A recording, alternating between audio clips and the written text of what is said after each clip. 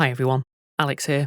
Just taking a moment to let you know that this episode's sponsor is the Stormlight Archive Volume 4, Rhythm of War, by internationally best-selling author Brandon Sanderson. The Stormlight universe is as wild as it is large, from the labyrinthine trench city of Yador to the constant shallows of the Pure Lake and the magic-battered slopes of the Shattered Plains. Spirits and knights, scholars and demons, enchanted swords, and even the gods themselves all march towards a magical showdown in this newest Stormlight Archive volume, Rhythm of War. This fourth volume ramps up the tensions that Sanderson began with his New York Times bestsellers The Way of Kings, Words of Radiance, and Oathbringer, leading everyone to choose a side, and it's available to purchase right now. Search for Rhythm of War or visit the link in this episode's description and get started on your own epic journey, knowing that at the same time you're helping to support your favourite horror podcast. Thanks.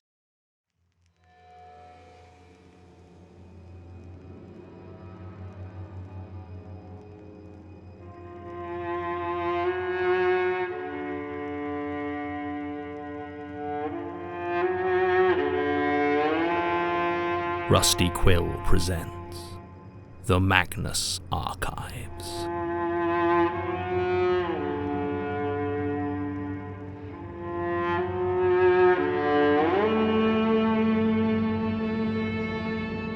Episode 188, Center of Attention.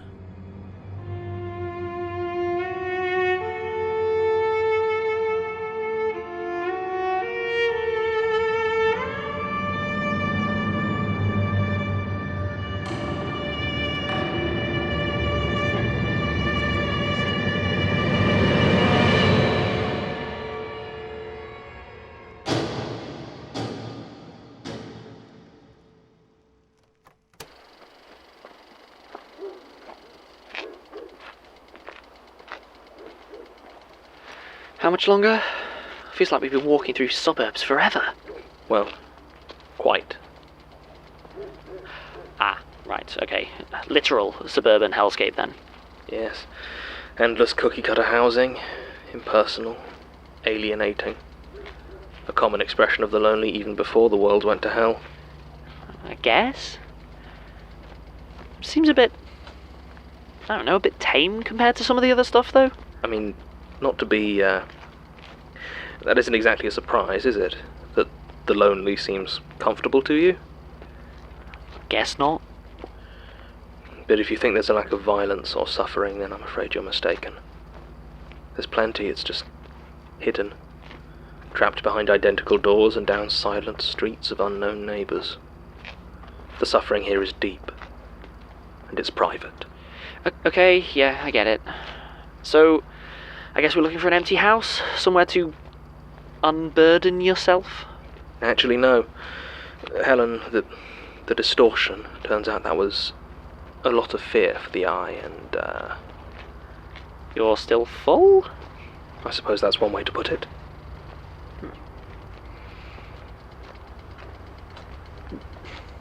You still haven't really explained what happened there. She tried to trap me in the corridors, so I destroyed her. Yeah, I know, but, I mean, why? Probably because I told her I was going to kill her. Yeah, that'd do it. Was it that bad in there? There were a lot of people suffering. But that's not why you did it. She was too dangerous. She was only ever playing us. So all that talk of wanting to be friends, she was just, what, lying? No, that was real. She did want to be friends, but she also wanted us suspicious, off balance, uncomfortable. She wanted to be able to hurt us. I mean, bit of a contradiction, surely. Is it? She wanted to be our friend, she just didn't want to be a good friend. She couldn't help what she was, I guess. She didn't even try. I hope the others don't take it too hard. Melanie was pretty close to her at one point. Assuming Melanie's still alive, of course. Yeah. I thought you and Helen got on well, though. Yeah, I don't know, really. She always seemed to know just the right thing to say, or the wrong thing. Kind of, like, she had a way of getting into your head and making you feel like you didn't know what the deal was. Like you were being stupid or something. Sounds about right. Plus, I was a little bit jealous as well. Of what? Of Helen. Well, the real Helen. I found the tape when you were on the run, and I don't know, something about the way you two seemed to connect when she came in. Before she was eaten by a door. Well, yeah, it certainly seemed to have a pretty deep impact on you. It did. I mean, you remember how I was back then, how paranoid. The knot Sasha was there and I could sense something wasn't right, but I just couldn't place it. Left me a suspicious wreck. Then, when Helen Richardson came in, it seemed like she was in the same place I was, but worse, further along. I thought maybe if I could help her, that would mean maybe I wasn't beyond help. I'm sorry for how it worked out. Me too. Was there any of the original Helen left in there? If there was, I could never see it properly. I know that Helen Richardson was gone, the same way Michael Shelley was gone. I know the distortion was neither of them. I also know that the distortion of Helen was not the same being as the distortion of Michael, but they were also twisted up as a direct part of the spiral. It's like I could follow the knowledge of any one line of identity, but as soon as I tried to take a step back and see the whole, the picture changed. I want to believe that thing was just wearing Helen Richardson like a mask. That I finally avenged her. At least we'll have plenty to tell the others when we meet up. Yeah. Yeah, we will. Speaking of, how's Basira doing? Where is she at the moment? She's trying to catch her breath in a labyrinth of masks. She hates the stranger, but has overcome it before and will do so again. Her path is slow and painful, but she hasn't fallen yet. Thanks. I'm trying not to worry about her. I know.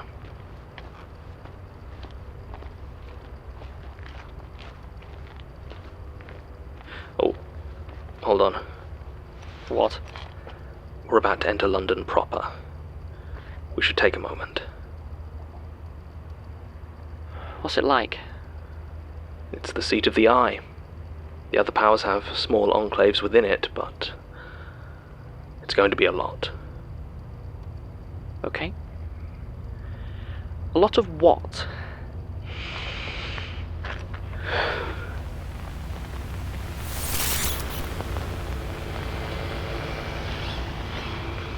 Okay. That's a lot of, Are they real? They're not people, but they can see us. Do they ever leave the windows, or...? No, they don't need to. They have a very good view. And the cameras? I wouldn't look at them too closely. I won't if they return the favour. Okay, so do we just start walking again? I don't see why not. At least there aren't any cars. I suppose they don't get many new faces around here. Especially not the Archivist. Don't forget, you're a celebrity. Maybe. Or maybe it's Elias's personal welcome wagon. Or, is that a possibility? I don't know, I still can't see him. Then I guess we'll find out. Let's move on. Don't need to attract any more attention. Yeah. Besides, turns out I can feel a statement coming on. But I'd rather not do it with any more of an audience than absolutely necessary.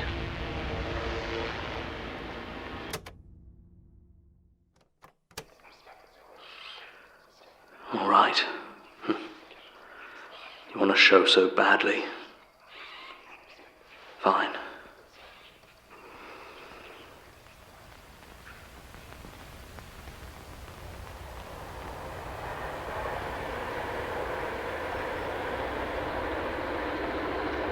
London. Calm Carmen hated London. She had only ever moved here because there were no jobs in her field outside of it, though right now she couldn't have told you for certain what her field actually was. When she had first arrived, she had almost convinced herself she liked it. That had worn thin very quickly. But recently the place had changed. It felt different. It had always watched her. Carmen had never been under any illusion about that. Most surveilled city in the world. So much so that you didn't even notice most of the time. She would barely register the bank of CCTV monitors on the side of the bus that cycled through angles until you were staring at the side of your own head. And she had lived next to a small park for 2 years before she realized the huge metal pole in the middle of the pathways wasn't a street lamp, but a bank of cameras. She had once counted how many times she could spot a camera watching her during her morning run. 31 in 10 minutes. At least, it had been back then. Last time she had tried it, there were hundreds. They tracked her movements, and made so much noise that she could not have ignored them if she had tried. It was halfway between the mechanical whir of a focusing lens and the low rattle of mean-spirited laughter. Carmen didn't go running anymore. She lay in bed now, the lights of the street lamps below her window washing out the world in a faintly green LED glow. Her curtains had long since torn, and there was nowhere to buy any more. When she turned onto her side, she could see the blinds of the flat across the street twitching, the suggestion of an observer between the slats. Carmen turned her back to the window, tried to ignore the sense that she was being watched, being judged. Her own eyes drifted to the door to her room, and she realized it was ajar. In the gap stood her flatmate, the one whose name Carmen didn't remember and who she couldn't recall moving in. Straight blonde hair atop a round, friendly face that never seemed to blink. "It's late," the flatmate said, her tone level. Carmen's throat tightened. "I am trying to sleep. This is not acceptable." The words bit into Carmen and she felt her head swim and her heart race so fast she thought it was going to burst. What time was it? She hadn't been making any noise. How would her flatmate known? This was her room, her space. She was allowed to be awake. Her flatmate was still there, standing in the doorway, eyes locked on her.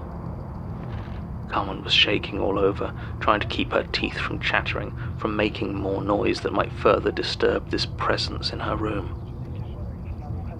She did not sleep, and her flatmate did not move. And as the night passed, she could have sworn she heard the faintest snicker drifting from nearby windows.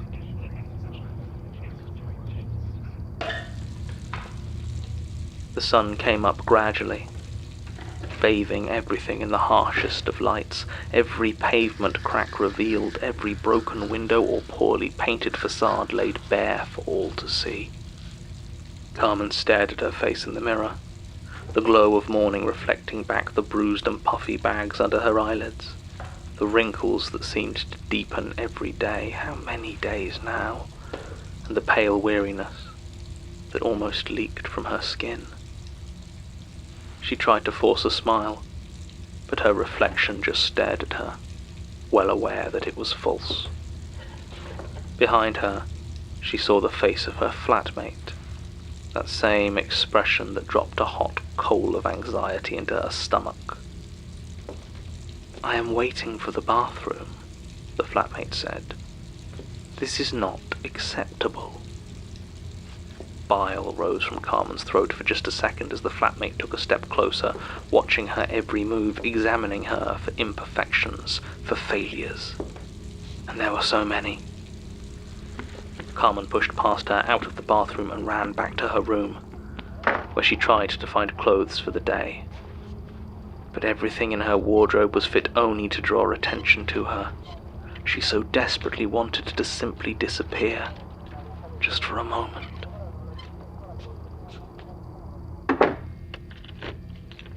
A camera swiveled to focus on her the moment she left her flat, stepping onto the landing, lens extending towards her right at eye level. She instinctively swatted at it, batting it away. It was softer than she expected and warmer, impacting the wall with a gentle pop and leaving a sticky grey residue behind it. Carmen hurried down the stairs as the other cameras all focused on her, and the other doors on the floor began to open to see what all the fuss was about. From the speed at which they opened, her neighbours must have been standing just behind them, waiting. She took it 2 steps at a time going down, and almost tripped and fell twice, but it was better than the lift. The lift was nothing but cameras and mirrors, infinite reflections staring at each other out to all eternity, and the endless multiplication of 4 cameras to watch it all forever. No, she wasn't going in the lift.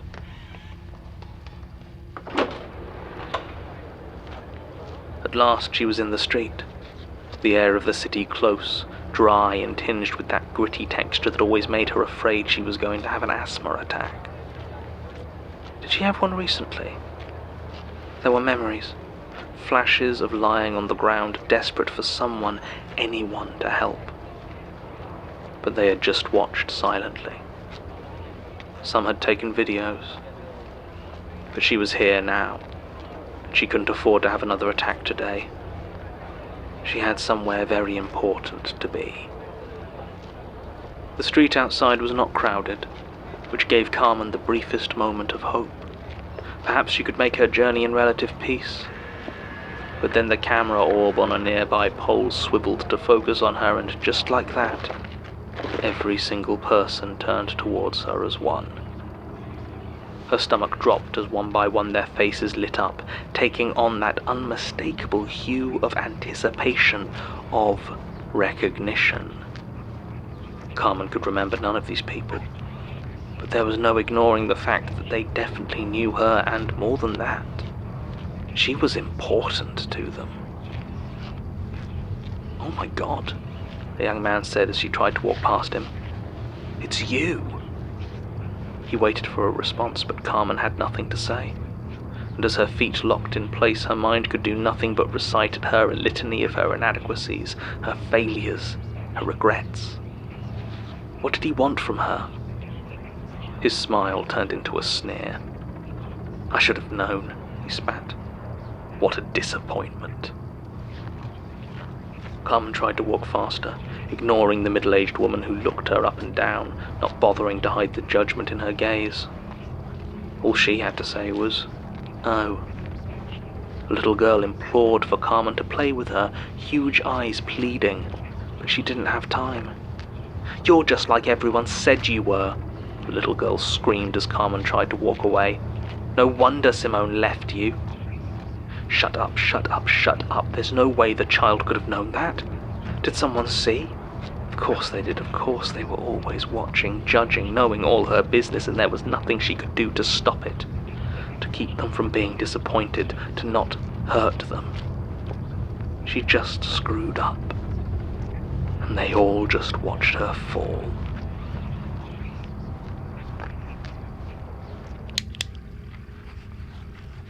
"Sounds like you have the weight of the world on your shoulders," her therapist said, voice soft and mellifluous. The deep brown of her eyes met Carmen's, and as always Carmen had to quiet the flutter of her heart, choke down and try her best to hide the seed of lust that had settled inside her long ago. But she was certain she saw a flash of contempt pass across her therapist's face. She knew. She had seen. "It does feel like that," Carmen said. "There's so much pressure, and I don't know why." "I know why," the therapist said. "It's because everyone's counting on you. Everyone's watching." Carmen was back in her room at last. She had no curtains, so pressed her mattress against the glass to keep out the light, to keep out the curiosity. Her door did not lock, so she pushed her unused desk against the flimsy MDF, to keep out her flatmate. At last she was alone. Nobody could see her, She could do what she liked and it would harm nobody. So why didn't she feel it? Why was there still that small, panicked buzzing in the back of her mind that told her something could see her? That she was not alone? Carmen managed not to scream, but couldn't stop herself kicking the wall in frustration. The rage passed in a moment, and shame hit her like a truck. Someone had seen that, she was sure of it. And what must they think of her?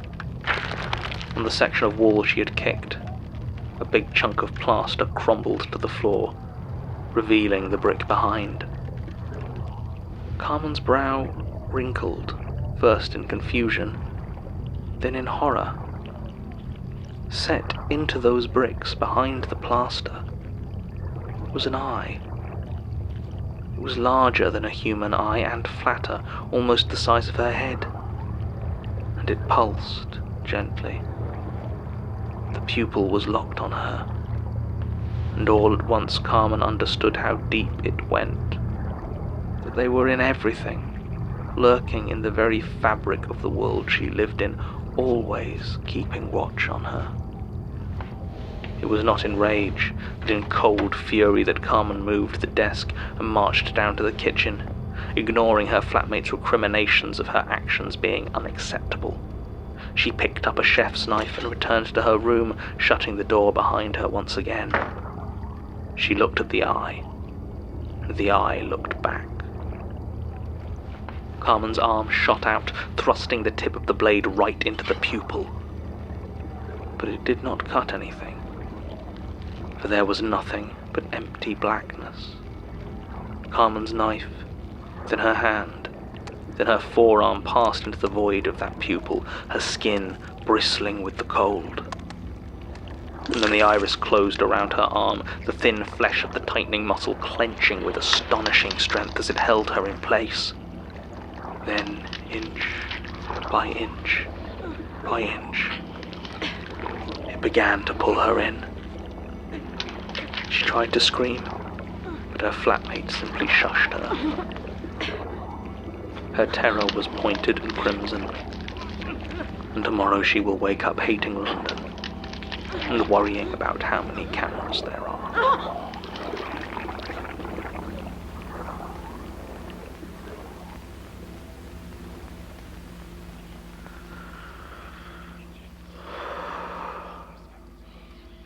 Is that what you wanted to hear?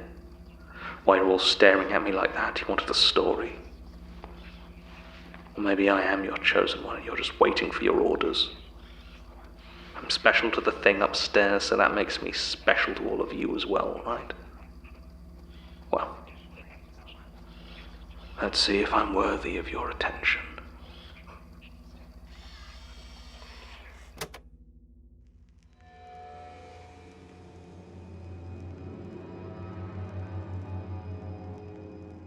The Magnus Archives is a podcast distributed by Rusty Quill and licensed under a Creative Commons Attribution Non-Commercial Share-alike 4.0 international license.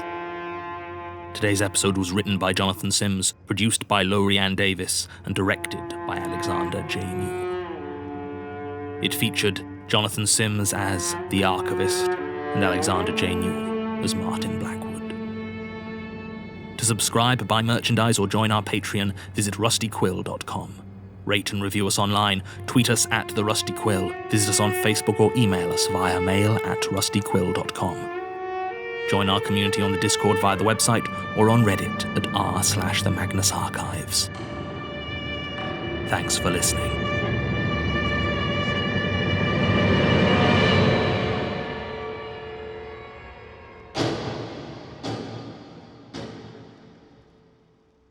Hi everyone, Alex here. I'd just like to take a moment to thank some of our patrons.